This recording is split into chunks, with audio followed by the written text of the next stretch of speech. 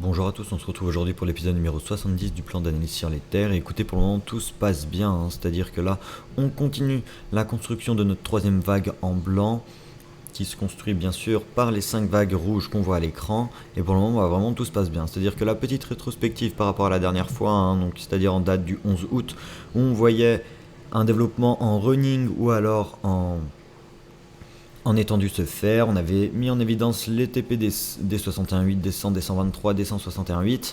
Et bah voilà, on attendait vraiment un retracement de 4, hein. Comme dit, on privilégiait un retracement au 100% parce que voilà, il fallait qu'on touche notre zone de retracement des 23,6% de Fibonacci pour cette 3 car la 2 avait été forte.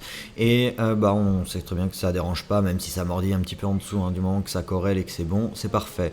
Donc bah écoutez, pour le moment c'est nickel, hein. C'est à dire que là, juste pour montrer rapidement, quand je prends mon Fibo, comme dit, hein, on attendait l'extension des 100% et hop là, bah celle-ci voilà se trouve ici, hein. Franchement c'est parfait. Maintenant qu'on a notre vague 4, hein, donc c'est vrai, elle est un peu grosse par rapport à notre vague 2, mais écoutez, c'est pas grave, hein, ça dérange pas. Maintenant on va s'intéresser, du coup je vais pouvoir supprimer ceci. Donc avant, dans la vidéo c'était rouge, mais là j'ai voulu y remettre en vert parce que comme dit, hein, c'est des zones d'achat.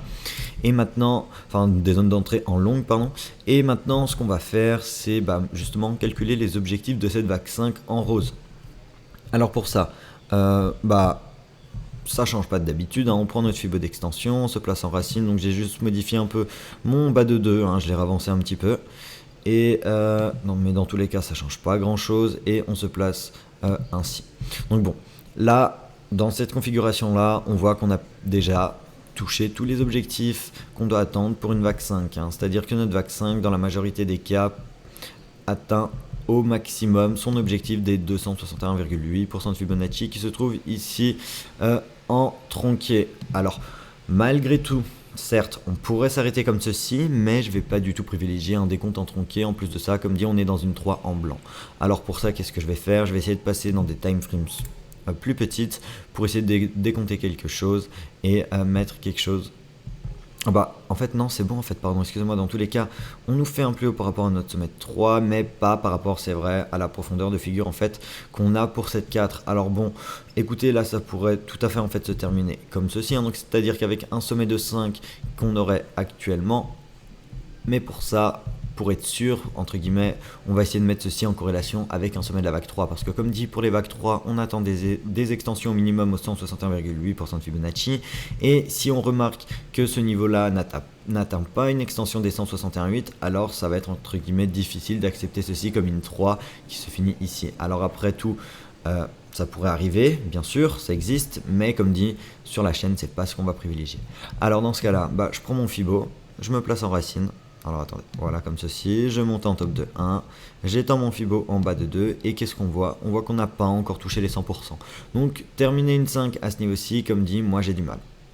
Alors c'est pour ça qu'on va analyser ceci, voir si on peut du coup avoir quelque chose d'un peu plus cohérent. Donc pour ça, qu'est-ce que je vais faire? Bah du coup, je vais passer, bah je crois que je vais même devoir passer en quart d'heure, hein. Donc bon, alors ici, comme dit, note 5, on va la voir encore s'étendre. Moi, je partirai dans ce décompte-là. Donc, voilà, je zoome un petit peu et voilà, comme ça, c'est parfait. Donc, comme d'habitude, on va s'attendre à un développement en 5 vagues. Donc, c'est-à-dire que je vais partir comme ceci, en 1. On va chercher une 2. On est dans la construction d'une 3, une 4, et puis après par la suite une 5. Donc, je vais mettre ceci en jaune, changer un peu le degré, et voilà, l'épaisseur de la vague, comme ceci, et mettre ça du coup, vous l'avez compris, en retrait. Bon, une fois qu'on a ça, une fois qu'on part là-dedans, là ce qui va nous intéresser, c'est de calculer l'objectif de 3. Je vous dis, on va pas passer, s'embêter à décompter ce qui se passe ici, hein, non. Donc on va vraiment juste se baser sur un objectif de 3, parce que là on est déjà vraiment dans des toutes petites time frames. Alors on va pas encore aller vérifier, oui, mais est-ce qu'on a nos 5? Non, on va pas se prendre la tête non plus trop. Donc dans ce cas-là, qu'est-ce que je fais? Je prends mon Fibo d'extension, je me place en racine, je monte ainsi, je descends en bas de 2, et qu'est-ce qu'on voit? On voit qu'on a atteint l'objectif des 261,8% de Fibonacci pour notre 3. On les a un petit peu dépassés, certes, mais pour le moment, vraiment, si notre 3 se finit ici, alors bah écoutez, là, ça se valide vraiment, on a atteint un objectif.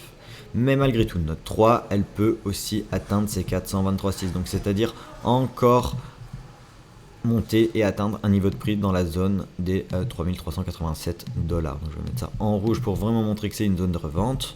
Voilà, à ce niveau-ci.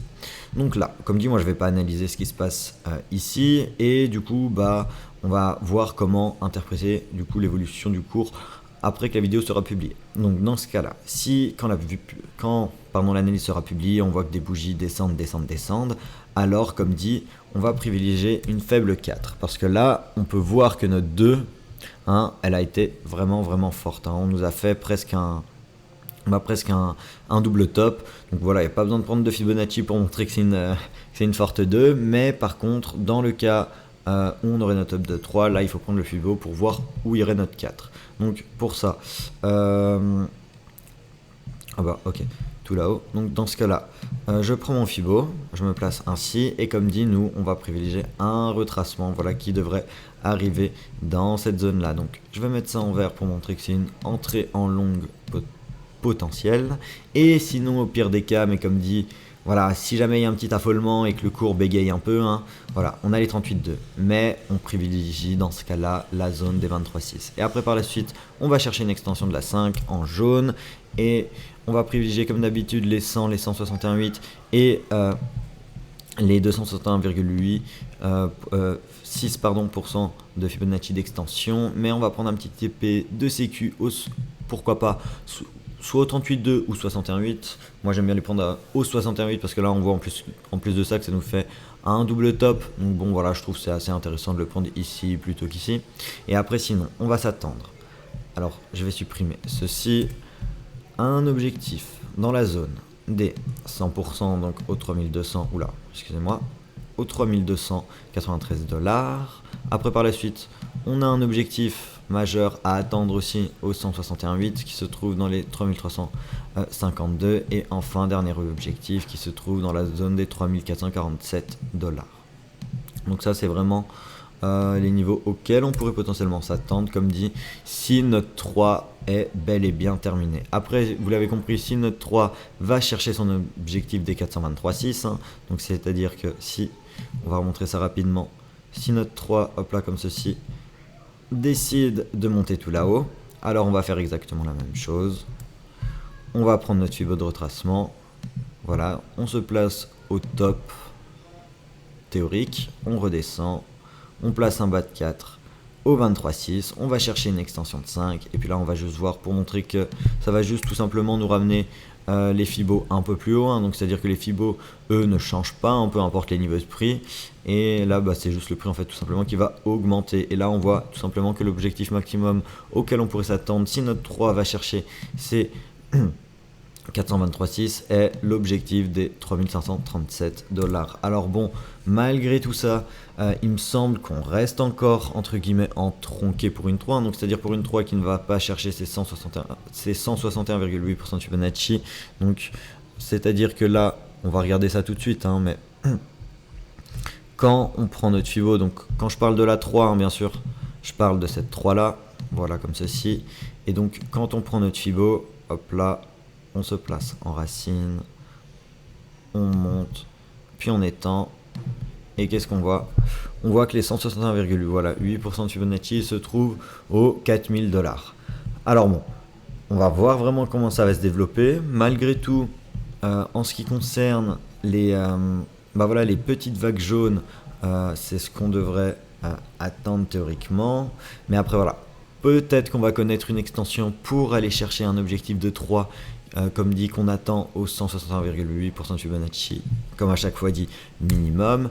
Mais dans ce cas-là, mais si on ne va pas les chercher, et ben on aura du coup potentiellement une 3 qui ne rentrera pas dans les stats, et bah voilà, il faudra l'accepter. Mais comme dit, malgré qu'on ait un sous-décompte, voilà, qui nous amène à avoir un objectif maximum dans la zone des 3400, donc je prends pas en compte les TP là avec l'extension des 423,6, ça va vraiment du coup être à voir comment ça va évoluer.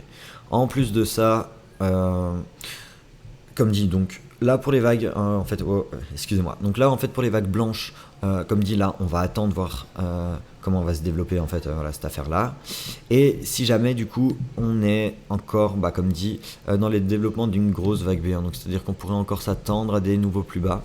La prochaine zone entre guillemets de résistance qu'on doit attendre, c'est la zone des 61,8% de Fibonacci de retracement.